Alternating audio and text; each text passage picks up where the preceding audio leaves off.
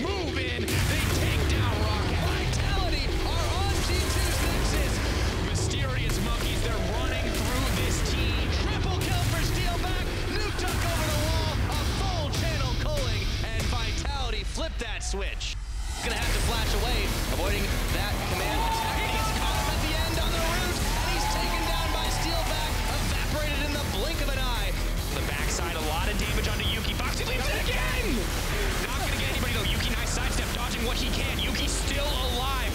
Nice movement coming in for the Mysterious Monkeys. The kill of this fight. Cabochard coming up with one onto Sjokz as well. Vitality turning these tables, and now Nagne by himself. That's a double kill for Nukeduck. It's getting interesting because Vitality now dropped that match. Mysterious Monkeys are hot on their heels. As an underdog, you can have to throw in a couple of curve wards.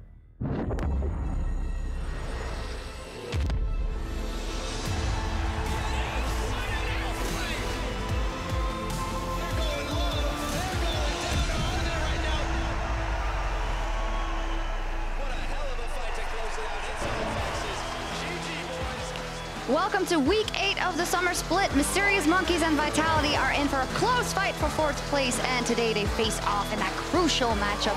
For both teams, we are live from Berlin, Germany, as you can see, as well as everyone in the audience clapping their hands and shouting their lungs out for the teams taking to the stage today. Kikis and Dreams, chillin', amazing is a bit cold, or he's dropping some mad beats and gonna rap for us. Probably the last one. Probably the last one. And then the Norwegian god in the mid lane is Nukeduck. Hello everyone, I'm Sjokz supporter, joined here by Martin Deficio. I know you're excited. You saw Nukeduck, you were like, oh.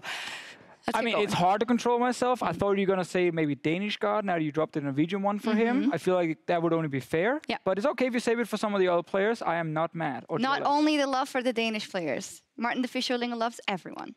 Especially the Danish players. Especially the Danish players. Well, let's take a look at, with only 3 weeks left of the summer split, at how the teams have performed so far. Top of the standings, very excited for, and it seems to be quite cemented that these are the top teams. But in the bottom, some teams have picked up a lot of wins in the cross-group play, so there is a bit of resurgence. Yeah, exactly. Like, we were kind of jumping on the Vitality Mysterious Monkeys hype train because they were beating Rocket and NIP on the other side. Sadly for those teams, Splice did beat Misfits as well in the very last game of this cross-group play. So now Splice are pretty far ahead, and it's not very realistic these guys are going to make playoffs, but the fact they can play each other, that's something at least. Well, mathematically it's possible, but I feel like we're also mentally already thinking of playoff teams and then safe, aka going to the promotion relegation. Basically, you got to win every game right now if you're Monkeys or Vitality, if you want to make it, and you need someone else to lose as well above you. So it is tough, but I mean, the hope is there. I guess the dream is there, and you can go for it. The dream is always there. And the tanks are also always there. They have definitely left their mark on the EU LCS in the new meta, and Stress is here to take a deeper dive into the changes. Thank you, Sjokz. With the recent meta change towards tanks that you're alluding to, I want to explain what caused the tank meta, why it's so strong, and then touch on a few ways we might see teams deal with tanks. First of all, why are we in a world of tanks? Well, there are 3 key reasons that the tank meta has emerged, and the first of which is that tank and engage items like Righteous Glory received buffs that either strengthened or streamlined their build path for tanks and supports. Having a mix of Righteous Glories and Talisman of Ascension allows really easy engages with a team of tanks. Second reason is the mid-season tank changes to a lot of the meta tanks, as well as buffs to Cho'Gath, exacerbate those item changes even further, creating some pretty unstoppable combinations. Finally, a little bit of a nuanced reason, the lethality buffs are actually making teams reluctant to draft squishier compositions. Lethality users like Jhin and Jace can very easily handle lower resistance threats. But why is the tank meta difficult to deal with in-game?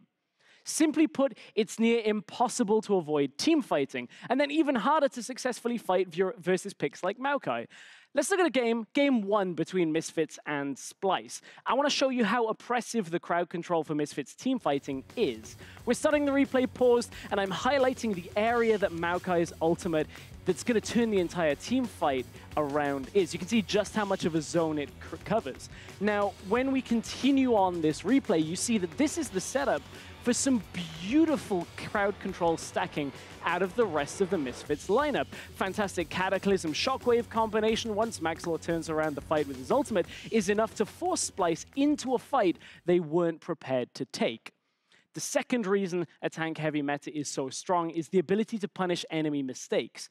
In this example, Vitality, they punished G2's attempt to 1-3-1 against tanks. Again, we're starting paused. You can see Expect all the way up in the top, and Perks has just shown in the bottom lane. The mistake G2 make is Sven is about to step up to the mid tower to clear the wave behind Vitality, but Djoko comes through a path unwarded in the middle lane and engages on the Varus. It gives the rest of Vitality a chance to eliminate Sven before the rest of G2 can react. It's a swift answer to a momentary mistake from G2, but engaging like that in the mid lane is going to happen time and time again for as long as the tanks reign supreme. The important next step is to look at what teams might do to challenge a tank meta. One option already being played in Korea's LCK, and a little bit here in Europe, is to use these tank-busting champions like Trundle and Cozq. The meta turning point here in Europe is when our teams are actually better utilizing these tank busters. But one pick that I would personally like to see more in the meta is Azir. Now, next patch, he's getting some late-game damage buffs, and I think that might just be enough to bring back the Emperor of the Sands. Another option already being attempted is strong early-game junglers. You look at the likes of Kha'Zix, Elise, and Rek'Sai, they can actually snowball laners before tanks come online. Only problem with some of these, especially Elise, banned out very, very frequently. Lastly, the final option, if you can't avoid the fights, deny them using these disengaged champions. You can see Janna, Morgana, Gragas, very good at pushing back and denying the onslaught of engaging tanks. I'm looking forward to seeing how the meta develops this week. For more on our games today, let's head back to Sjokz and Deficio. Thank you for that breakdown, Stress. Where do you fall on the scale of spectrum of tank meta lovers and the influence it has on the game? So last week, I was a little bit negative regarding it because I'm like, man, everyone's going to pick the same and they're just going to run at each other 5v5 all game long. But now I like it a bit more, especially because I feel like there is room for a lot of different counter options, at least to try them. Stress just highlighted some of them. You know, I especially like the disengaged supports like Janna to come in. I want Kane as well to show up more. He's really good against tanks in the late game. So I feel like there is room to play around it. And also, as a European fan, like the fact that these tank comps are a little bit easier to play. Forgiving. They're very forgiving. So some of our weaker teams who maybe don't have the greatest macro in the world can actually play them and get some success. And that does make it a little bit more exciting when you have these matchups between bottom and top teams. Yeah, thank you, Meta. So let's see what the teams pull out this week. Let's take a look at the schedule. Very interesting week. Back out of cross-group play, so back in our Groups A and Group B. Today, some interesting matchups, but I'm hyped for tomorrow as well. Splyce, H2K, Misfits, Fnatic. We're all hyped for the top teams right there. I think I'm going to look at some of the opposites games here. Mysterious Monkeys, Vitality. I'm pretty excited for that one because if Monkeys do win, they can actually tie Vitality and maybe even take that fourth safe place in the group. But also NIP Rocket. While technically I shouldn't be hyped for that at all because NIP is barely playing for anything, it's fun to watch the two bottom teams go at each other because it is like the one chance for NIP maybe to pick up a series win, and that is a little bit exciting at least. Yeah, as said, we'll see some of the bottom teams in action. First up, Mysterious Monkeys in Group B. A much closer fight since MM has picked up some wins in cross-group play, and tonight they have a chance to put the pressure on Vitality with a win. Both teams actually picking up some wins in that cross-group play. Why do you think it is that they had an easier time playing those teams? I mean, obviously NIP is the weakest team in the league, so they could beat them first of all, and I think Rocket also has been underperforming against some of the bottom teams in EU LCS, which is also why Vitality and Mysterious Monkeys could beat them. And so they basically stole some wins from the other side. Now they just play each other, so you got to see if those wins are enough to actually take one of the teams away from the promotion tournament spot. Well, we're almost ready to get into game. Tell me one player on each side that you're looking forward to seeing on the Rift today. Easy one on Vitality is Nukeduck. Yep. He plays against Cozq, who's the weakest mid laner in Europe. So I think Nukeduck can really abuse that and actually will be like a massive carry in this game for Vitality. Obviously, at the same time, you have to talk about Cabochard and Djoko as a combination because they will play against Kikis and Amazing. And everyone likes to camp top lane between these two teams, and that should be fun to watch. There is, though, a Tell me someone unexpected, yeah. Unexpected, Dreams. Dreams. On the side of Mysterious Monkeys. Not a fan of last week's performance. I think he underperformed in lane with Yuki. I think he can actually do much better today against Vitality's bottom lane. And I do like him on these engaged supports where he can make plays. So I really want to see him show up for the Monkeys here to win. All right, we'll see if that comes out and which support picks they have. Maybe some of those famous counters that we've been talking about. Mysterious Monkeys, they need a win to catch up with Vitality. Let's send it over to our casters for game one. Thank you very much, Sjokz. Hello, all you esports fans everywhere. I'm Devin, PiraTechnics Young, of course, joined by Andrew Vedius Day. How you doing, my friend? I'm doing wonderful. How are you, my friend? Excellent. Well, I'm ready to get into some League of Legends Week 8. We are back in the group, so let's check out with our starting lineups. On the blue side for game number 1, it will be the very mysterious Monkeys. And of course, talked about dreams on the desk. I'm actually still looking at Kikis because I feel like he's still kind of the X factor for this team. Yeah, I mean, he could very well be. I want him to play more tanks. I want him to play more engages. I think that from the side of Mysterious Monkeys, they just need to work better as a team. I'm looking forward to seeing how well they do up against Vitality. Oh, well, that's always going to be a tough ask because Vitality on the red side, they have the man in the mid lane. Nukeduck has been instrumental to Vitality's success thus far, but the team has definitely set him up for that success. They certainly have. It does feel like that their main focus is to play around him. And again, with the current meta, we can't very much do that. Give him a control mage where he can do a lot of damage. Things like Ori, Syndra is still very strong, and they facilitate these engage style tanks extremely well. So I think that I'm expecting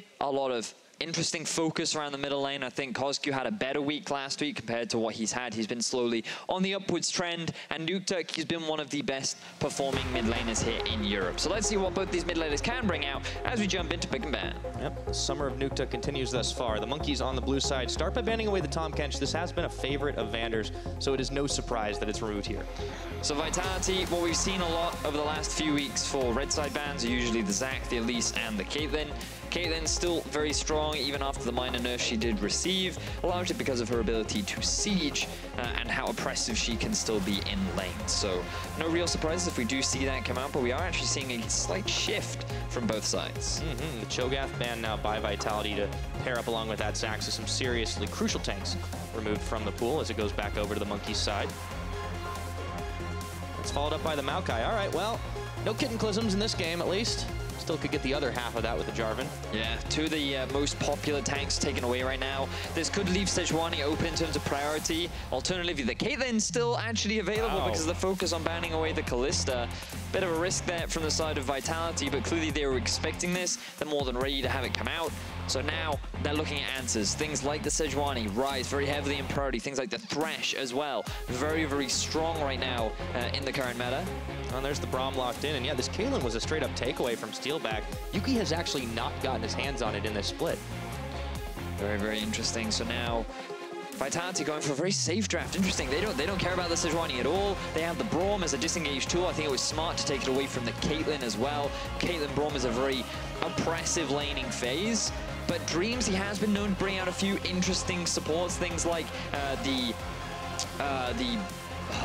mostly we gotta look Bard. at Bard is the name I'm looking for. Yeah. Bard is the champion that he's brought out a lot in the past. He had a lot of success with it during the Challenger Series as well, and it could very well with the Caitlyn too. All right, so the Jarvan is locked in now. Seeing what that last pickup for the Mysterious Monkeys pick phase 1 is going to be. They've got themselves top lane, and they've got themselves an AD carry. Let's see if they pair it up and finish out their bottom lane here, as suggested. Some time still. The Mysterious Monkeys are taking it. Ooh, okay. So you heard Stress talking on the Telestrator earlier on about these answers to tanks. The great thing about Trundle is his ability to steal a lot of away these tanky stats, right? His ultimate, very, very good at just saying, oh, you big tank? Well, no more. And he then absorbs all that tankiness. That front line that becomes very squishy, so you can either focus it and chunk them down or force them out of the fight much faster than they normally would be. He also has that attack damage reduction on his Q, which adds a lot of value in these fights. But usually you lose a lot of pressure during the laning phase, but when you have a Caitlyn, that makes up for a lot of the pressure that you would somewhat lose by having a Trundle. Doke. And on the other side, with Vitality locking in that Tristana, AD Carry's kind of trading a little on the pool since we haven't seen Steelback actually pick up the Yordle Gunner for the time being. Now, into ban phase 2, Cassiopeia's off the board. That's no surprise. It's been a very successful champion across the world, but Cozq in particular, he's managed to do some good things on that as well most recently. Quite right. This is one of his more comfort champions, something that he's so far had most play on during the regular season. And Vitality just saying, no, we want to take you off that comfort. We don't want to give you that availability. Right now, Vitality, they've built a lot of siege. They have a fair amount of engage. We're now looking at what kind of damage they can get. Typically, we do see up in the top lane, Cabo does prefer to play these carries, things like the Jax, the Renekton, the Rumble has been one of his big favorites. I think that you could look to pick the Jax here if you wanted, but it does move away from kind of this all-in, group mid, teamfight style of play. I'd like to see him on something more like a Rumble or a Renekton or even a Shen, where maybe he doesn't have the same sort of lane power, but he contributes a lot more to teamfights later on. Well, Vitality certainly have a couple of pieces to that puzzle. A lot of damage is going to be dealt out of that Corki. Nukeduck has made it look oh so good. Paired up with the Tristana, they could have some serious late game power. We'll just see what Cabochard picks up, but it's over to the monkeys for the time being. Now, typically what you would expect is something like a Talia to come out from the side of Mysterious Monkeys into a champion like Corki. Cozq has brought it out in the past, but I feel like this isn't one of his comfort champions. One thing that he has said before is that he does believe Katarina to be a decent matchup into the Corki. Don't know if he still believes that, and it is a bit of a risk, but in this teamfight meta, there are options, but into that composition, it could very well be a big gamble. You never really know what you're going to get with Cozq. Well, it looks like this time you're going to get the Vlad, and then there is a whole lot of front line to pair up with that right now because the monkeys are packing the Trundle, the Sejuani, the J4. I mean, that is going to be a hard wall to break. Yeah, so far, very good team fight. Great siege coming out from Mysterious Monkeys as well. You can really see the synergy built across their composition. They have a surprisingly large amount of crowd control. The Vladimir can then very easily follow up with all the damage that he provides. Yeah, there's that Shen that you were expecting. And going back to the monkeys, this is what we wanted to see from these guys. Not just drafting around, trying to snowball the Kikis, trying to get themselves a lot of engaged in ways to get into fights and just play to this meta. But also drafting strong laners too. The thing about Mysterious Monkeys is Amazing has the most early game success when he has lanes to play around. That's not just Kikis, he also needs options in the bottom lane and the mid lane. And sure, in the bottom you don't have a huge amount of gank setup, but you have that pressure with the Caitlyn pick, with the Trundle being able to throw up pillars and cause a lot of disruption and chaos. You can look to maybe get an early tower bot lane. You can look to make plays in the top. Mid could be a little bit difficult, but on a Vladimir, you should still have that ability to push. So at the very least, Amazing can look for a bit of deep vision, look to try and make plays, and it's exciting to see Mysterious Monkeys make this shift because I think they have a lot of great tools to try and force these fights. Certainly will need all the help they can get. At this point, the standings for them are definitely not looking so good, but if they can grab a few points off of Team Vitality, that will certainly help them out in their run to avoid the promotion tournament, and maybe, just maybe, it is a far outside chance to try and make those playoffs, but there's a lot of teams tied up at the top of the standings. The monkeys, they could try to make a run at it, but it would have to start here. It would have to start now.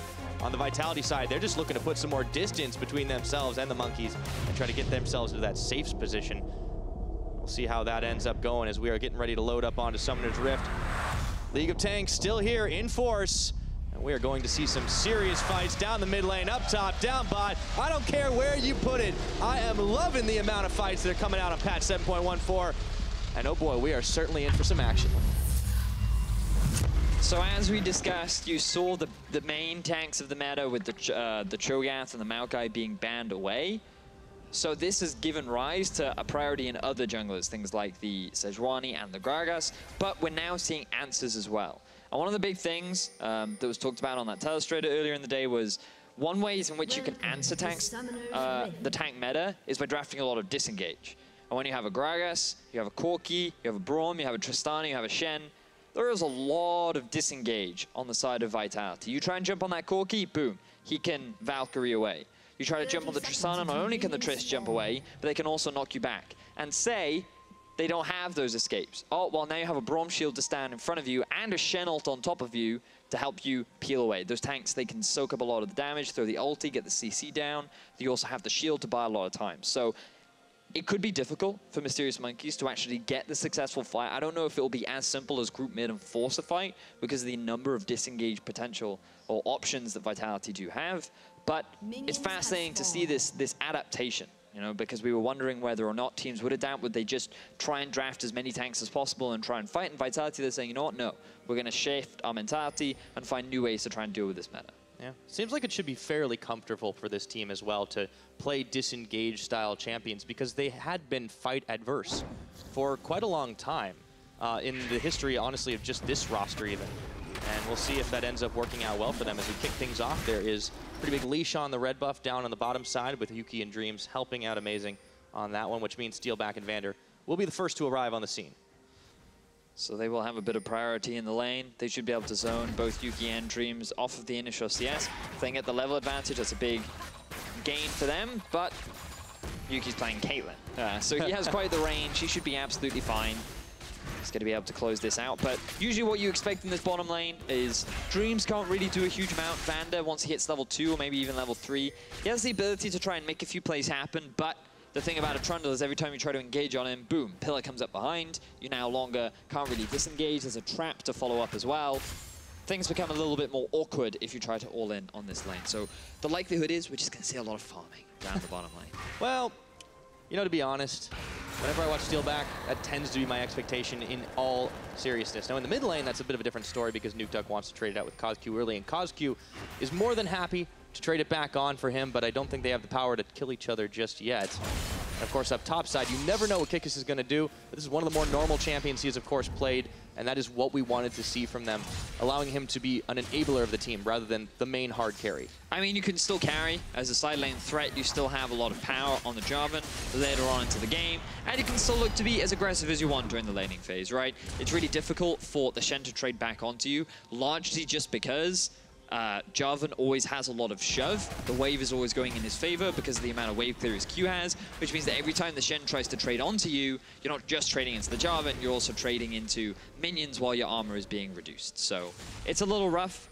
for the Shen. You just kind of have to suck it up for as long as you can. Once you get some tanky items, sure, later on you won't deal with the push, but you'll be able to hold out on your own. Now we see a double gank, both in top side and bot side. All right, checking in top. Here comes Amazing with them double buffs on. Looking for Cabochard, who gets the taunt off. Amazing tanking up everything as he flashes, and Arctic assaults away. Kikis has to tank it through. A board gank, and Djoko doesn't even bother. Very clean play there from Cabo. Taunting onto Amazing first, knowing that he had the tower aggro. Amazing, he just kind of had to stand there with very few options available to him. That means that he has to cost his flash. Cabo, he walks away with his life, and he survives that early play, which is a very big deal for the side of Vitality. Making sure that you have that level 6 to try and make a play, and it also gives Djoko a bit of freedom to invade in the bottom side. Yep, goes down. Looks to take himself away some Krugs, but yeah, misfire for Mysterious Monkeys, and it's something that we still have seen from this team, even with the veteran presence of Kikis and Amazing coming in. Not always the cleanest execution, and that involved the two of them. I think when speaking about execution, I think neither of these teams really have the cleanest of executions. Often you'll see them both trying to be proactive, trying to make plays happen. But when it actually comes to making the play happen, you look at the vision, you look at the setup, and you often wonder why they're trying to make this stuff kind of put in motion at that point in the game when they weren't really in an opportune moment to do it. Well, it's part of the reason why they find themselves down the lower ends of the standings. Amazing, moving in to the Vitality jungle, but he doesn't find any camp, so instead he just has to throw down the ward, and of course he was spotted by the Scuttle Vision as he makes his way up towards mid.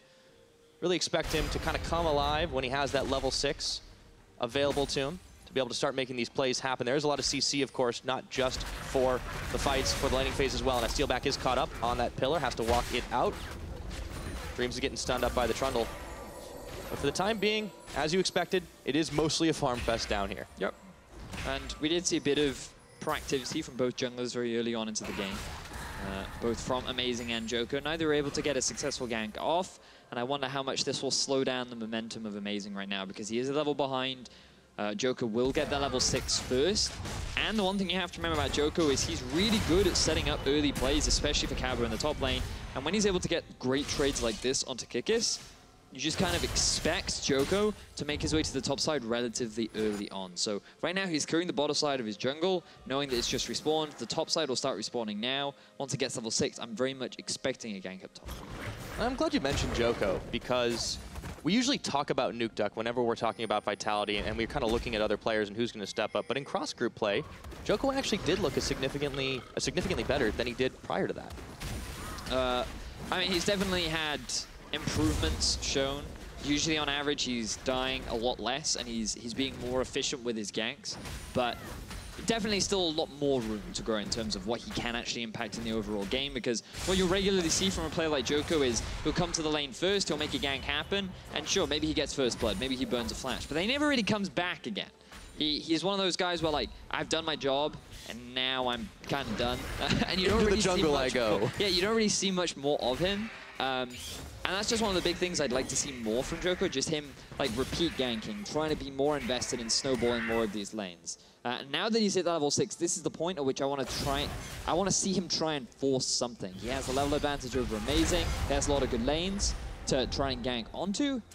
Instead, his focus is trying to steal away this red buff, and he does have the support of Braum. He knows that Mysterious Monkey's bottom lane has just backed as well. Yeah, Amazing is here, but he has no backup, so there's really nothing he can do except watch and wave goodbye to his red buff as it gets taken away by Djoko, the big barrel cast out there. But it has been all about the counter jungling. We'll check back in with the mid. Cozq. He's got that Storm Raider speed boost. Just running away from Nukeduck. And for the time being, it actually has been a fairly quiet affair. Djoko does make an appearance in the mid lane, but it's just a cameo, and now he's out. So now what you'll see is the swap from Yuki and Dreams up to the top side. They don't want to run the risk of getting Shen ulted on down the bottom lane. Level 6 Gragas, Tristana Braum. There's a lot of all-in potential there. So they're just like, you know what? I've had enough of you, Shen. I will move to the top side, but Vitality they were expecting. Yeah, Amazing is here as well, but Vitality will be able to stop it. Ooh, he gets a two-man taunt right under the tower. Barrel knocks back Dreams, and Amazing has to flash away. Not enough to get that finishing blow. However, Mysterious Monkeys come away empty-handed. Really good read on the play from Vitality. They want to be able to get ahead of Mysterious Monkeys trying to siege down that tower. They've been able to match the 2 versus 2 once again. And they're even able to get a couple of summoner spells out from Dreams, Yuki, and Amazing once more. So, again, we want to see Vitality trying to be more proactive now. Over the last 2 weeks, we have been seeing them make more plays in the early game. They've been recognizing opportunities where they can force things to happen. And I want to see that continue for Vitality. I want to see them try and snowball this early lead that they definitely can, especially in this 2v2. Yeah, they have an opportunity to do it, and they seem to have beaten Mysterious Monkeys to the punch. Now, it's a small gold lead for this team because there are no towers, there are no kills. It's all been on the farm differential, and honestly, it does seem like most of it is to Djoko. Obviously, those jungle CS numbers are not always exact indicators of how much gold you will have, but Amazing's just hit 6. Djoko's 1 level up on him. They definitely have a tempo advantage, howbeit slight. Which is always nice to have. Yeah, you want to build off of that if you can. Yep. Been able to stop Mysterious Monkeys cold for the most part, but it is a slower game.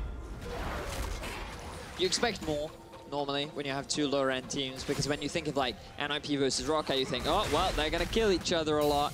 But when you have League of Tanks, the game generally slows down a little bit more. You also have 2 bottom lanes that don't really have loads of ways to try and make plays happen. I just want to see a Shen ult now from Vitality. Try and make something happen. Let's have a fiesta. Let's have a party. Let's boogie. Yeah. You know, but where is the party's going to be, right? Like, yeah. you Well, need bot an lane, address. top lane. You know, the 2v2 is where it should happen. Have the Braum jump in, ulti up onto the Trundle. He's got no summoner spells. Shen just push out the lane.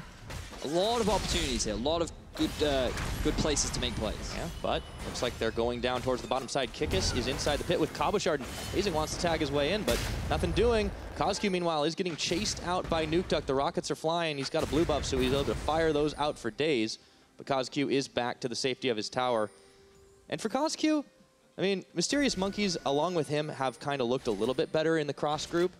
But I'm not really sure how much it says, considering this was really right when Amazing and Kikis joined that they started to look better. Yeah, I completely agree with you. Since the arrival of Amazing and Kikis, the team has been on an upward trend. They joined at the very beginning of cross-group play, and you can see that at the very least they started winning more. Their early game deficits was not as severe, and sure, they're still not a strong team relative to everyone else in their group. They're still at the bottom, but that improvement is important, and especially with things like the promotion tournament coming up and while there's still possibilities of them getting into the safe zone, improvement is going to be ever more important as we move forward. But they need to be able to do it up against Vitality, which is a team that, without making any roster changes, have also shown some improvement in the cross group. Just like Monkeys, they've cut down their deficits. They're still having them. But generally speaking, as you said, they've looked for and punished more opportunities than they did previously. And you have to give credit to Yamato Cannon, the man that says that we build from the foundation up. We heard some of the players talk about on social media how they kind of had to relearn the game in a way, playing with a new team, playing in a new environment. They had to learn to work together initially in the foundations. And we have been seeing that week to week, and you can see that in some of the stats as well. So it's great to see growth through amongst teams. The question is, can they grow enough to stay in the LCS for another split? That is the question, because realistically, this is a battle for who is going to get themselves into the safer space, because Mysterious Monkeys can't even close the gap with the 2-0 win because of the game differential, but they can make a pretty big statement, and because the field is fairly even at the top there, maybe they can start pushing forward and looking to try and take a few points, take a few games off the other teams in Group B, but it is so far and away. You have to be able to start by beating Vitality. And Vitality just want to separate themselves from the Monkeys and get in the nice safe zone. Yeah, they certainly do. Now, we do see Cozq in the mid. He's going on to Nukeduck. Sure if he wanted that one. Oh, there's the pool down as he throws the Hemo Plague as well. Djoko and Nukeduck backing away. Dreams with the pillar. There will be no further aggression, though, but you see the team starting to get a little antsy for it in the meantime. See, this makes the me a little, picked up by Vitality. This makes me a little sad, Pyra, because now Dreams' flash was down, his exhaust was down, Yuki's heal was down, Amazing's flash was down, and Vitality have done nothing with it. They've done absolutely zero. They've just maintained standard lanes. They haven't tried to force any plays, and that's not necessarily a bad thing because they still scale very well. You have Tristana, you have Corki, but so does the Vladimir and the Caitlyn. And when you think about ease of engage, Mysterious Monkeys definitely have the easier engage tools with the Sejuani and the Jarvan. And I would just be a little bit concerned if I was Vitality, given that I have yet to make a successful Shen play, and we haven't really been able to successfully punish the mistakes made by Mysterious Monkeys very early on into the game. Vedius, I know Vitality could be vexing to view sometimes. Verily, they seem a little vapid, vegetative. It makes them vulnerable, really, right? We need to see a more vivacious and versatile team if they want to take vengeance on the Mysterious Monkeys and claim victory. Yes. Good use of the letter V there, Pyra. Yeah. Can you guess which movie I watched last night? V for Vendetta. Yeah. Oh, great. That's a great movie. It just got me in the mood. I don't know. Something about it. Ah, you put a lot of effort into that. Well done. Thanks, man. It also happened to work with Vedius. Oh, yeah, you didn't throw my name. Oh, you did at the beginning. Start, yeah. You weren't listening. Yeah, no, I missed the beginning. I was like, how many Vs can he fit in this thing? Actually, I think I had like 3 more I could have gone with, but that's okay. Back into this one. It's actually a much closer gold game than it was. Obviously, 500 is not a huge difference. When they don't kill each other, that's usually what happens. I am really surprised that we haven't actually seen them going at each other at all. Yes, I agree. I feel like Vitality had loads of options to kill Mysterious Monkeys. Said they go, nah, we're good, we'll farm, we're fine. But Trinity Force done, now in the middle lane. Cinderholt completed for both junglers. BF Sword on the card for Steelback and Nuki. The Trinity Force for Nukeduck, right? Like, that's the big thing here, because obviously it's not the only Corki power spike. He gets really big into the later stages of the game, but this is where the old Corki power spike was, and now here we go, they're killing each other. Vander, he gets locked up. They can't chase him in time. The Glacial Fissure was there. Ace in the hole is going to get blocked. The barrel is going to knock Cozq even further forward, and that's going to be first blood. 15 minutes in. It's Cozq that gets it, but Nukeduck's on tower duty. Wow. Mysterious Monkeys, they had to invest a lot, but finally they get a kill. Does cost them their mid lane tower, so arguably still worse for Vitality because the map pressure that they gain off the back of that is far superior than just losing a single member. And bear in mind, sure, Mysterious Monkeys, they can answer with a tower up in the top lane, but there's a Rift Herald on its way bot. That tier 1 in the bottom lane is going to fall as well. And the bottom lane of Mysterious Monkeys still hasn't responded yet, so there's going to be a big tempo advantage going in favor of Vitality, which means that not the best utilization of the Rift Herald. They probably wanted to take that down a little faster. Regardless, great plays or great answers coming out from the side of Vitality. And now we're starting to see them open up, and both sides of the Rift right now are having a little bit more action to show for it, even with only the 1 kill on the board. Gold lead's starting to go in favor of Vitality because of that advantage they have 2-1 in towers. Let's take a look at the fight that started it all. So, you can see here, Dreams trying to use his pillar, but the annoying thing about Braum is he can just dash over it. And with a great ulti, he buys a lot of time. And this is why Mysterious Monkeys are like, all our CC is extremely far away. Kikis is forced to flash. Yes, we're able to get the kill, but Vitality, they realize, you know, we don't need to waste the Shen ulti. We don't need to use the Corki roam. We can just trade his life for a couple of towers. And sure, that sucks for Vander. But let's see if Mysterious Monkeys can try and force another play. They cannot. Has been now confirmed. Well, guess we'll have to go back to the drawing board, wait for a little while. But Vander has been kind of held out on a line there, and clearly that was what Vitality thought was going to be worth. As the Unbreakable on once again, Trundle Pillar comes up just to try and slow down Djoko. And the plot to push mid is foiled. Now Vitality, they're spreading out across the map. Nukeduck moving to the top lane. He finds Cozq. That's a lot of damage forcing the flash and the blast cone. He's following through with the Valkyrie right now. That's going to be another one. And here comes the Shen. Cabochard coming in for a party. Pools on. Nukeduck tanking tower, but Cabochard stays on top of him. And Djoko makes sure to come in and get the death blow. So Vitality finally used that Shen ultimate to make a play on the top side. They'll be able to get their 3rd and final outer tower. And this is more of the proactivity that we wanted to be seeing from Vitality, utilizing the 1-3-1, spreading apart Mysterious Monkeys, and getting a kill down onto the Vladimir. But Mysterious Monkeys, they're still trying to answer themselves. They're trying to utilize this Caitlyn and her fantastic sieging power, but it's still not quite matching the tempo that Vitality are exuding right now. But the fact that they lost one, they still managed to get a mid tower. Like, is this just a big mistake for Cozq to get caught out here without seeing them coming? He wanted to roam to top lane, and he just took a bit of a greedy path going through the river rather than going through the lane. The thing is, this dive could potentially happen anyway, especially with Djoko already on his way up, but it was made even easier when they were able to chunk Cozq so exceptionally low beforehand. If you're taking the safer route, had all of his health, had all of his abilities and summoner spells and everything, that becomes a much harder dive to execute. And so really it was just a bit of a misstep there from Cozq. Individual mistakes, but we had been complaining much more about the Monkeys having team cohesion-based mistakes, not necessarily taking advantage of the fact that there were 3 people on the top side. That would have been an issue, but they went to push mid together. They were able to finally get it down, so that is evolution from the Monkeys. And I think that they still have scaling opportunities. 3-item Caitlyn really strong, 3-item Vladimir really strong, 3-item Jarvan also really strong, right? So I think that later on they can still win these team fights. The responsibility is now on Vitality to keep playing on these side lanes, utilizing the Shen ult to try and find picks.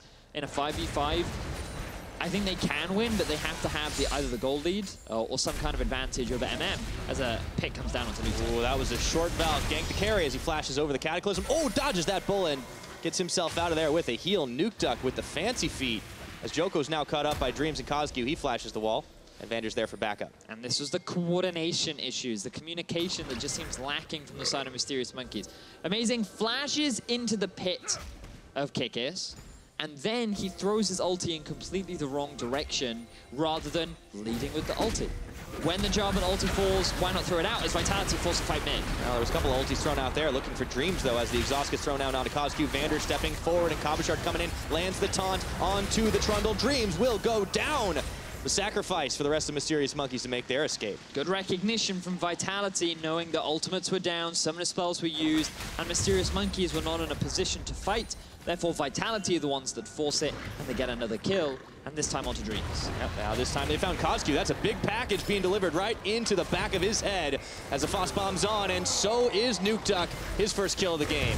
And Cozq, he's just not respecting the possibility of a collapse. This time, he tried to take a different route through his own jungle, thinking he would be safer, but that did not work out the way he wanted. He didn't realize that Vitality, with the numbers advantage, felt confident to try and invade, get a bit of deep vision down, and were able to get that pick onto Cozq. So he's now 1-2, and while we praised him for having one of his better weeks, right now things are not looking good for him. So this is where we see Vitality, again, just recognizing, oh, there's only 3-4 members mid. We know they don't have any ultis. We already saw amazing misses. So even if he shows up, what's he going to do? And the answer is, well, very little. And Dreams continues to die, as he so often does. Yep. So unfortunately, Dreams, not much he could have done there. And well, he could have not over-pushed in the lane. Oh, okay. I mean, that goes back a few steps, right? At this point, you've already lost the chess match. That's very true. Yeah. You are not wrong, though. If you make no mistakes, you will probably not die. I don't know about that. Can you prove me wrong? Yes. Okay, go ahead. So, if you are an Orianna sitting under your tower, let's take Caps as an example, and then 3 members of Cloud9 all decide to dive your tower. Whoa. I don't know, this is a weird scenario you're talking about, Vedius. That would never happen. But yes, it is possible. Depends how proactive the enemy team is willing to be. And a lot of these instances, a lot of the advantages that Vitality are gaining right now are punishing the mistakes of Mysterious Monkeys, which is fine. But it's a bit of a shame because I do feel like Mysterious Monkeys were super proactive in their game in their series versus G2. They were looking for opportunities around the map. They were trying to make stuff happen. But you can forgive them again because of the composition that they're running. It does still have good scaling. They don't need to force fights very early on into the game. They're waiting for their power spikes. And it's at this point where they should be forcing more. And to be fair, it's at this point that they now have the gold lead.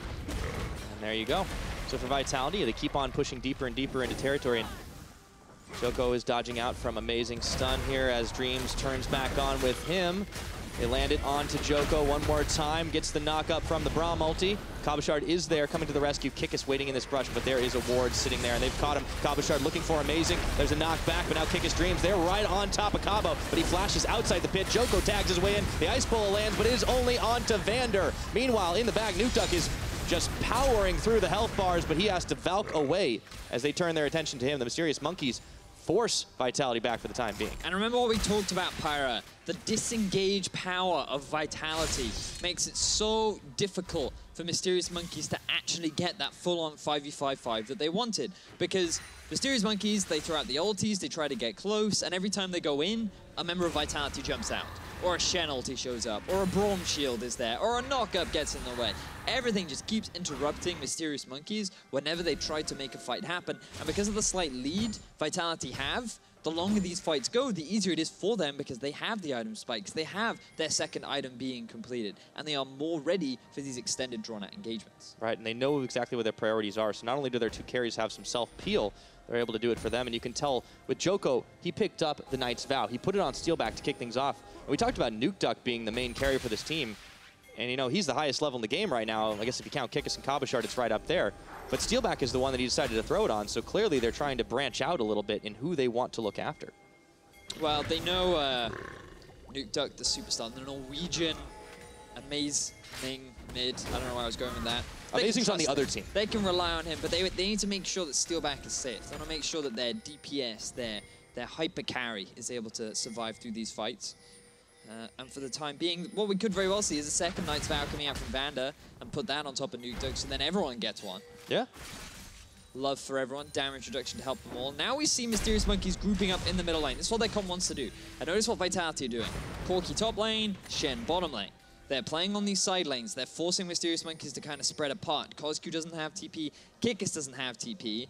And how do you engage onto this three-man unit of Vitality? It's a Tristana and a Braum and a Gragas. Every time you try to make a fight happen, boom, you're going to lose one of your side lane turrets. And I feel like Vitality are playing the map very, very well right now. Yeah. Slippery. As long as they don't get caught up themselves, there are a lot of engaged tools and a lot of CC on the Mysterious Monkey side, but it's really difficult when those side lanes keep getting pushed in. They drag Cozq down to the bottom to try and push against Cabochard. We might be in for a skirmish here. It's Amazing. He has to Arctic Assault right over that wall into the Raptor pit. Gatling gun on the package as well for Nukeduck. Vitality are ready to tangle if they need to. Looking for Kikis now. He's got a flag and drag out. Forcing Mysterious Monkeys just to use some of their escape tools themselves, and now Nukeduck coming in, looking for Dreams. The exhaust gets used to dissuade any further aggression. That's a lot of poke damage on the side of Mysterious Monkeys. And it's so difficult for them because they're just trying to force a fight, but Vitality are not letting them. They're playing very well on the side lanes. They know that right now top is slow pushing, so they can just make a quick rotation around to this straight. Vitality, though, they are getting collapsed on. Yeah. They do get themselves the dragon. Let's see if they can get out alive. Haven't really tracked dragons as much this game because it has been sort of an after effect. And here we go. They turn their attention on to Djoko. Mysterious Monkeys, Cozq gets the finishing blow here as Cabochard looks to turn it all around. Those are some low health bars on the Monkey side. Amazing face tanking the rest of the damage. Dreams tags his way in, throws a pillar, but he will be left for dead by the rest of the Monkeys. Once more, it's a 1-for-1 trade. But this was a good situation for Mysterious Monkeys. They finally find an advantageous fight that they had the prospect of winning. But with good positioning from Steelback and Nukeduck, they were able to throw out so much damage from the back lines that they ended up equalizing the trade and walking away with the dragon. But Vitality need to be very careful getting into those kind of fights because that is exactly what Mysterious Monkeys want. And here, you can just disengage with Vitality. You want to clear out mid lane, you can just take the safe route, but Djoko goes for a fight. And I feel like we're also seeing communication issues with Vitality because they don't seem fully joined in what they want to do. Some want to disengage, some want to commit. And that's why you see this fight be a little haphazard once they realize that they're actually winning the fight because there are a lot of low health members on the side of Mysterious Monkeys. They want to commit and they're able to get themselves a return kill. But could have gone horribly wrong. If that Caitlyn had a third item, Mysterious Monkeys may have swung that fight much heavily in their favor. That could have happened, and now, as the timer ticks, that'll be soon to follow. We're 26 minutes into this game. It's still a slim gold lead, with Vitality only having 3,000 over their opponents. But obviously, you got to be careful when you try to greed for those dragons. They haven't been the most valuable apart from just trying to sustain up. A lot of Ocean Drakes in this game. Number 3 will be the next one to spawn. But they've got Nukeduck still sitting on the side lane. They've got Cabochard on the opposite end. Vitality just keep dragging the monkeys out. Fascinating that Cozq would go for Luden's Echo second. Usually, you'd go Luden's Echo if you want a bit of extra move speed, which is understandable on Vladimir. But also if you just want a slightly earlier power spike rather than something like the Death Cap or the Leandries for tanks. Personally, I feel like a Zhonya's would have made a lot more sense, given that when you're a Vladimir and you want to get in the thick of the fight, being able to just buy that time is extremely valuable. But let's see how he can do with that additional bit of burst, as we see both teams grouping up a little bit in the middle lane. Yeah, the move speed's not exactly helped him. He's been collapsed on by the rest of Vitality for the most part. Barrel comes out and knocks Amazing into the wall as Dreams on the front line throws another pillar. Nukeduck is on the front line himself. Oh, nice dodge out of the Ice Bola of Amazing. He has not been able to hit those on as many targets as he would like this game. Once more, Nukeduck, he is stepping forward, stepping back exactly when he needs to. And Vitality, they know that they've burned some key ultimates. They can keep on moving. Now Mysterious Monkeys, they are being forced back. You can see even though Vitality feel confident in trying to force these fights, they don't want a hard commit just yet. Nukeduck hitting his 3-item spike feels very, very strong, feels very ready. But again, trying to commit is very risky. They found a pick on a Dreams. There we go. Once again, Steelback is the one who manages to get that last hit. And Dreams continues to add to that death tally. Being on that front line is dangerous work. And with 28 minutes on the clock, Baron's a very real possibility, but it's a 5v4 situation. Well, Vitality have the Shen as well. They have full vision control over this area of the map. And they're not going to start it just yet. Mysterious Monkeys, they're going to face check. No available blue trinkets on the Mysterious Monkey side, and Nukeduck, he's the one coming out of the brushes. Amazing, and Cozq trying to run away. The Glacial Fissure is going to come up. It knocks Amazing as Cozq had the pool on, but Vitality have collapsed around, and Cabochard will land that last hit, and now they're on to the Baron for real. And you just have to wonder what was going on in the minds of Mysterious Monkeys. They knew that Vitality hadn't quite started the Baron yet, but once they lost vision, they didn't feel comfortable. They wanted to get close. They wanted to just spot over the wall. Maybe they go for a steal. But where was the TP from Kikis? Where was the collapse from Yuki? Where was the coordination with them to properly set up to try and contest that Baron?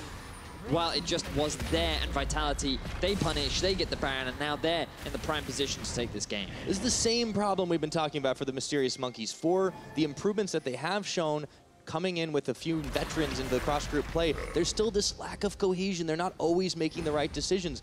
When they sacrifice something on one side of the map, they don't always get something on the other side. This time, Kikis got some towers, but come on, that's not worth the Baron. Yeah.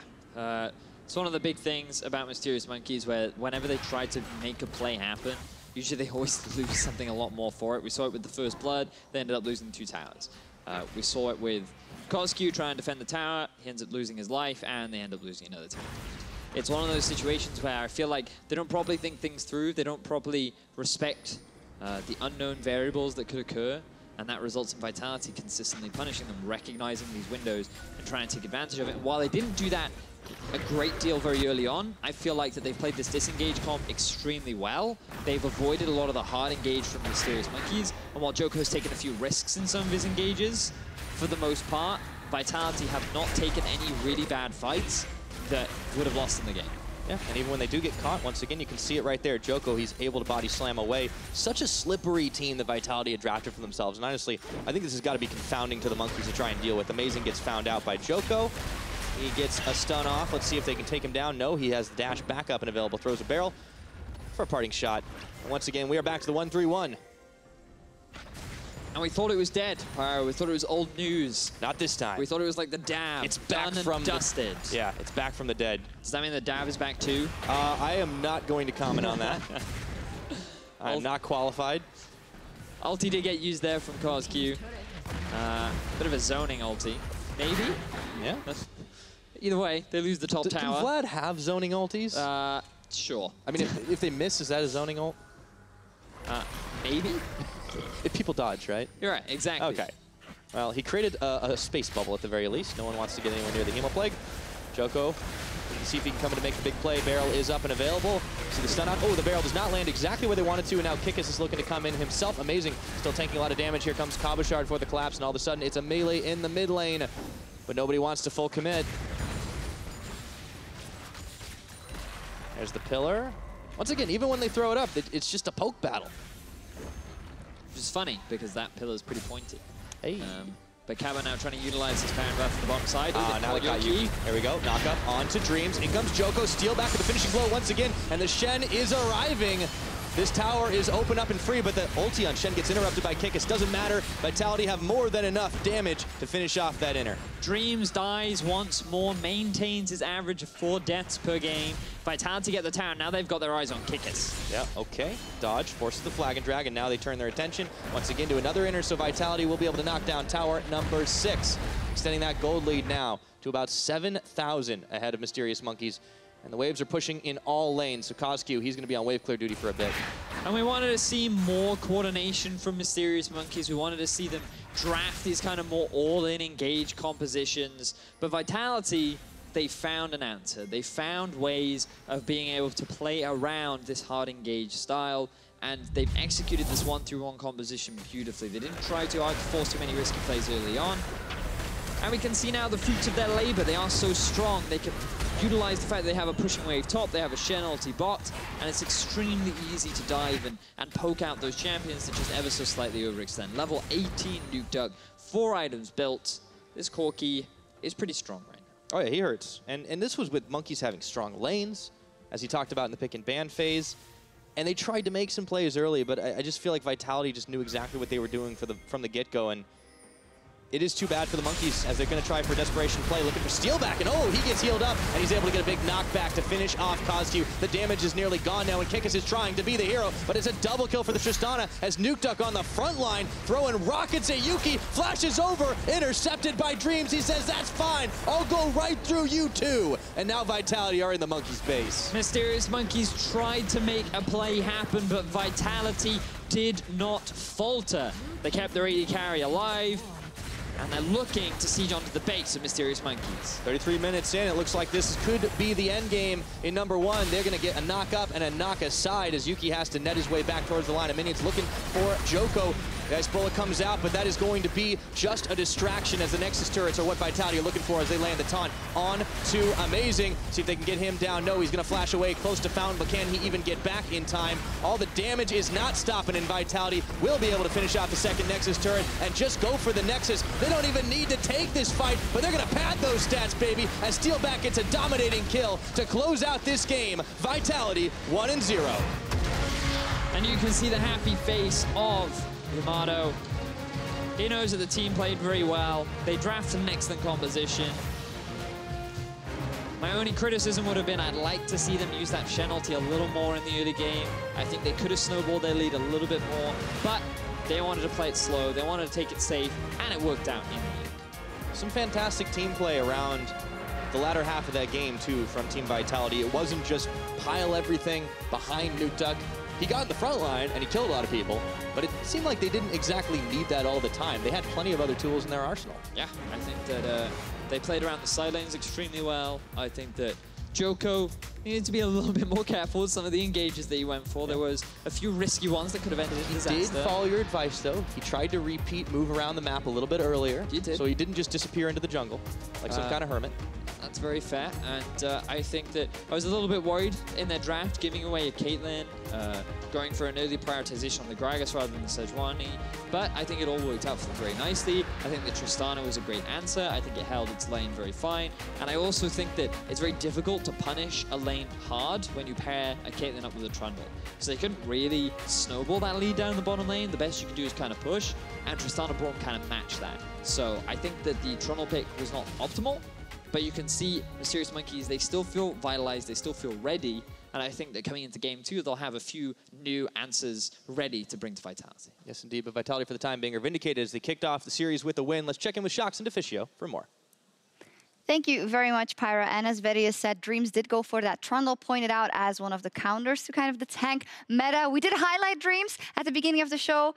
Not a exceptional performance, but we like that they tried something in draft. So when we talk about tank meta, how much of it was in both teams and how many possible counters did we see? I mean, there's a lot of tanks in this one. No surprise, obviously. I was a little bit surprised about like the Shen pick maybe coming in, but it is still a tank that works in this meta if you can actually utilize his ulti, which we did see them do a few times in the early game.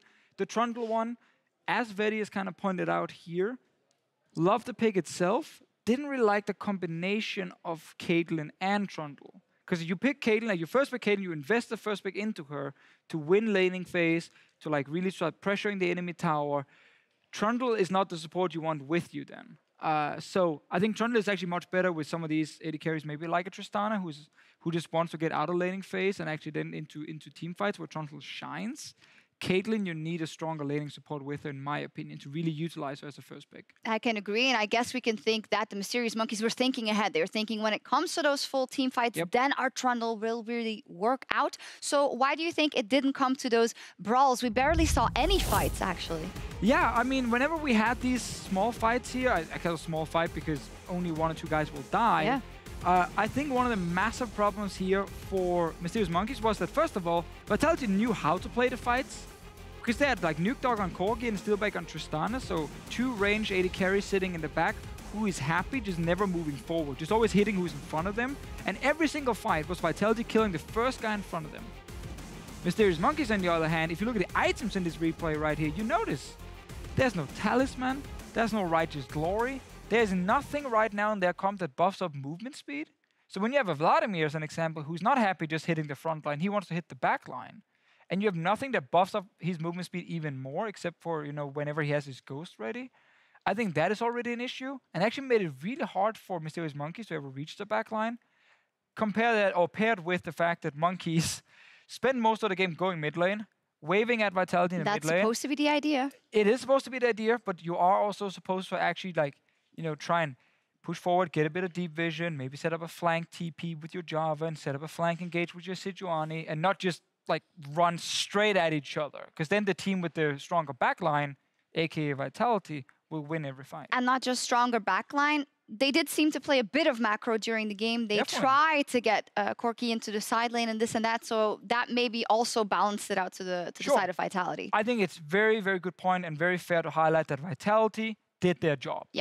They're like, you know what, we're going to win fights as long as you run straight at us and you have no way to kind of Well, they were proactive. I saw Corki several times Valkyrieing in instead of out of the fight. Nukeduck was in the side lane, and the game was slow because of Mysterious Monkeys, not because of Vitality doing something wrong. They actually did their job. They're like basically happy that the Monkeys were just doing the same thing for the first like 25 minutes that gave Vitality a lead and the Baron. It did, and I walk away with quite a good feeling about Vitality. They looked calm and composed, and they close out game 1, and they are looking to strengthen their position in Group B. We'll see if they can close it out when we return. Fissure was there. Ace in the hole is going to get blocked. The barrel is going to knock Cozq even further forward, and that's going to be first blood. Cozq trying to run away. The Glacial Fissure is going to come up. It knocks amazing as Cozq had the pool on, but Vitality have collapsed around, and Cabochard will land that last hit. Run. Oh, nice. Oh, baby. Nice flush. And just go for the Nexus. They don't even need to take this fight, but they're going to pad those stats, baby, as Steelback gets a dominating kill to close out this game. Vitality 1-0.